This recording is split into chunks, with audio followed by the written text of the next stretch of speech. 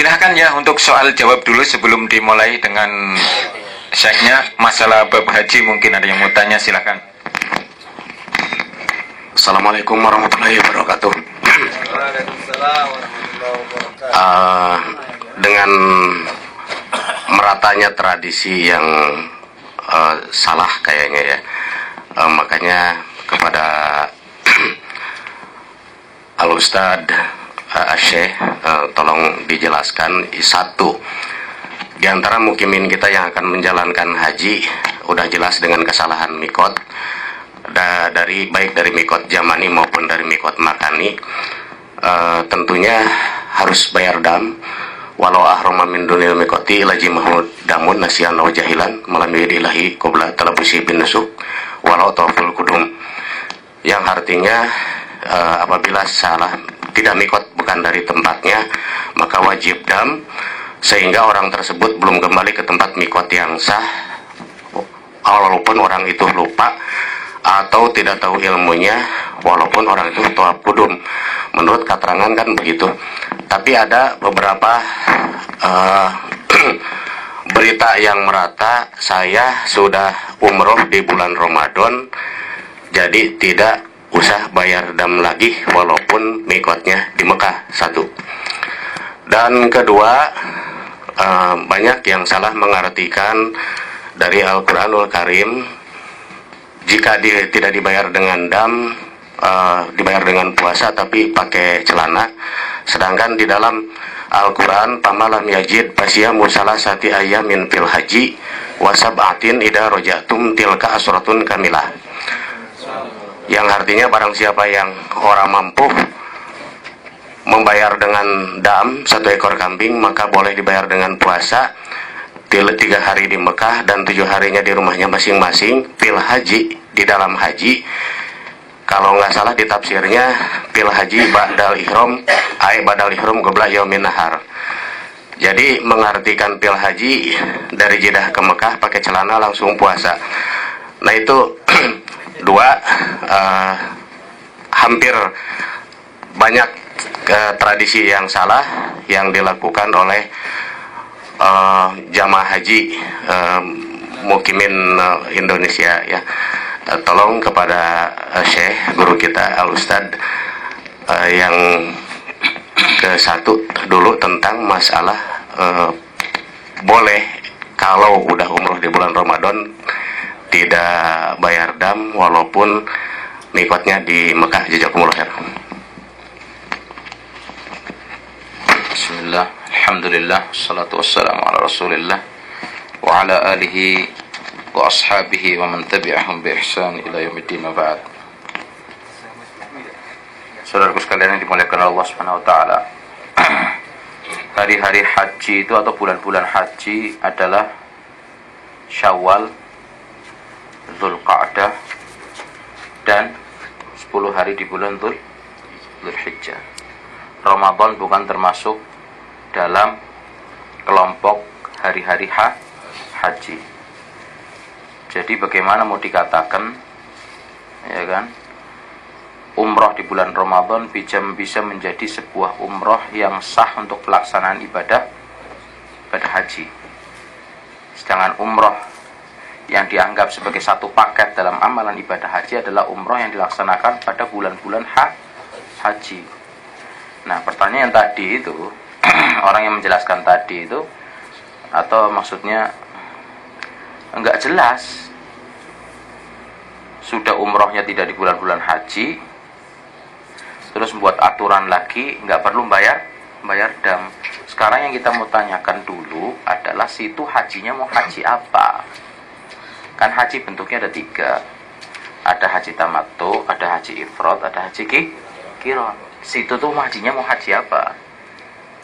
Kalau situ hajinya mau haji tamattu, ya kan, berarti kan melaksanakan umroh dulu, habis itu dibatasi dengan tahallul, kemudian melaksanakan haji, ya kan? Kalau ini hajinya tamattu, ya. Nah kalau antum hajinya haji tamattu, ya kan, pelaksanaan antum umroh di bulan Ramadan tidak dimasukkan sebagai kategori ibadah umroh yang satu paket dalam haji tamattu, karena Anda tunaikan di bulan Ramadan. Lain halnya kalau di bulan Syawal. Ya. Nah, kalau Anda laksanakan hajinya, ya kan, ifrad memang nggak ada umrahnya. Jadi nggak jelas Anda ini mau melaksanakan haji apa. Itu yang pertama kita harus tahu. Kita ini mau haji, bentuk hajinya yang kita laksanakan itu apa? Tamattu, qiran, atau ifrad. Kalau ifrad memang nggak ada korbannya. Ya. Yang ada korban dalam ibadah haji cuma dalam dua bentuk pelaksanaan ibadah haji, yaitu tamattu dan qiran. Seperti itu. Nah, kalau kita tunaikan umrahnya di bulan Ramadan bukan termasuk hari-hari haji. Jadi tidak bisa dianggap sah. Seperti itu. Apalagi sampai pakai pakaian biasa, nanti pakainya di haram, ada apa semua, enggak. Kita ini orang Jeddah ini, tempat kita untuk berniat adalah di Jeddah. Jeddah bukan mikot, tapi dalam artian adalah tempat untuk kita memulai ihram kita, karena posisinya di dalam mikot. Hunna lahunna waliman ata alaihinna min ghairi ahlihin faman kana duna dzalik. Ini kan mikot-mikot yang telah diadakan oleh atau disebutkan oleh Rasulullah SAW adalah tempat untuk berniat bagi penduduk di sekitar situ dan orang yang datang dari arah, ya kan, tempat mikot tersebut, dan orang-orang yang berada di dalam mikot, maka dia, ya kan, berihram atau mulai untuk memasuki nusuk amalan ibadah haji dari tempat dia tinggal. Nah, kalau dia berangkat dari Jeddah pakai pakaian biasa menuju ke Mekah, nanti di Mekahnya pakai pakaian ihram, sama, dia melanggar kewajiban haji. Oh, ke sana dulu, kemana? Ke Tan'im. Tan'im juga bukan mikot. Tan'im itu tempat halal untuk orang-orang yang berniat untuk melaksanakan ibadah umroh dan dia sudah bermukim di Makkah. Kalau mau umroh keluar dulu ke Tan'im, baru masuk lagi. Seperti itu loh. Kalau haji enggak, orang Mekah pun kalau haji keluar dari tempat mereka tinggal langsung.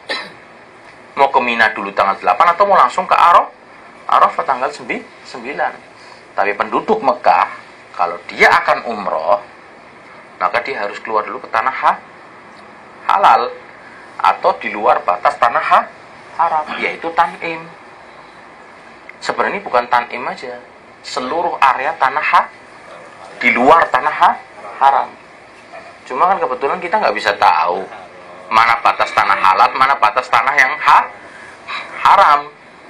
Nah gitu loh. Kebetulan pemerintah sudah menyediakan fasilitas kamar mandi, dibangun di situ di masjidnya sekalian.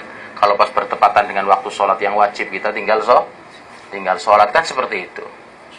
Atau untuk orang yang sudah melaksanakan ibadah umroh, kemudian dia duduk di Mekah, ya kan, duduk di Mekah, ya kan, dan ingin mengulang umrohnya, maka dia keluar ke Tan'im untuk masuk lagi dalam keadaan muhrim. Seperti itu. Jadi kalau orang penduduk Jeddah sini pakai pakaian, ya kan, ke Mekah, baru gantinya di Mekah, tetap kena dam. Mau berangkat ke Tan'im ya tidak bisa juga menghalalkan dia untuk tidak berkorban, tetap kena, karena dia melanggar kewajiban haji, yaitu berangkat dalam keadaan berihram dari tempat dia duduk, yaitu Jeddah. Dan Jeddah di dalam mikot ini sekarang, di belakangnya Yalamlam. Mikotnya orang Yaman. Jadi perlu diperjelas dulu hajinya haji apa. Seperti itu. Nggak ada celah, Pak. Mau diakalin nggak ada celah. Tetap situ kena. Allah sudah atur agama ini dengan sedemikian rupa. Mau ditakutin nggak bakal bisa. Mesti kena.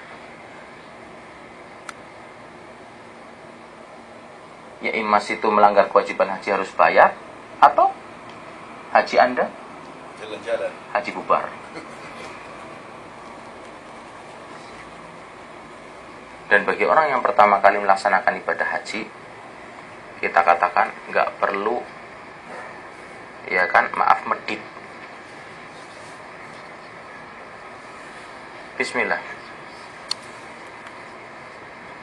Lakukan perjalanan sesuai dengan prosedur dan aturan. Insya Allah gantikan dengan yang lebih banyak. Kita ini sedang melaksanakan ketaatan ibadah kepada Allah Subhanahu wa ta'ala. Allah nggak pernah medit sama kita, Pak. Masa kita medit sama Allah? Wah, itu travel untungnya banyak lah. Situ punya travel sendiri, bisa berangkat sendiri. Iya kan, pikirannya gitu. Kamu punya travel sendiri, monggo. Berangkat toh. Karena gitu.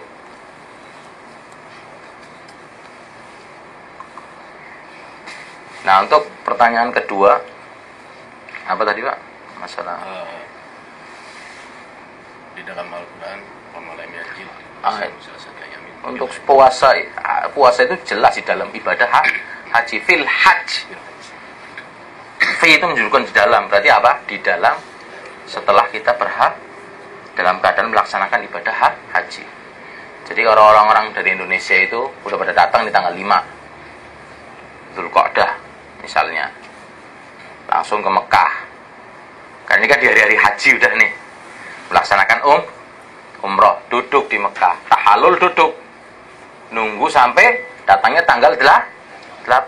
Nah, selama penungguan dari tanggal 5 sampai 8 Dzulhijjah ini, di antara ini dia melaksanakan ibadah puasa selama 3 hari.